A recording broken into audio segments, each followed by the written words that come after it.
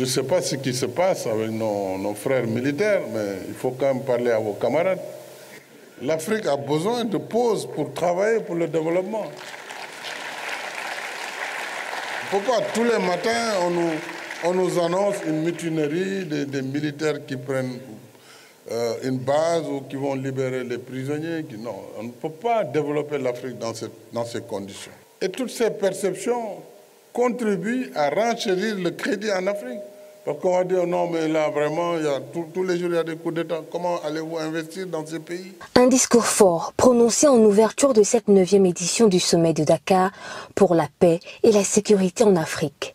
Plusieurs dirigeants, experts et chercheurs africains ont échangé sur l'Afrique, des potentiels et solutions face aux défis sécuritaires et à l'instabilité institutionnelle. Thématique retenue pour cette rencontre. Je voudrais aussi souligner toute l'actualité et toute la pertinence de la thématique à laquelle est consacrée cette 9e édition du Forum.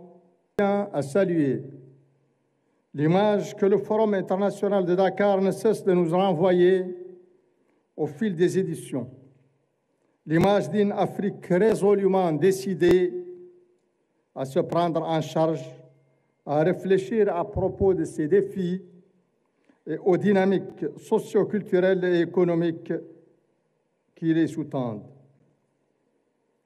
Une Afrique qui n'attend plus les solutions conçues ailleurs, mais qui œuvre à construire les siennes à travers les échanges, le dialogue et l'innovation.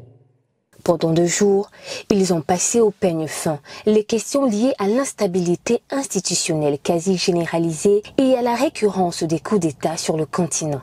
Des panels de discussion, mais aussi des prestations artistiques ont ponctué ce rendez-vous.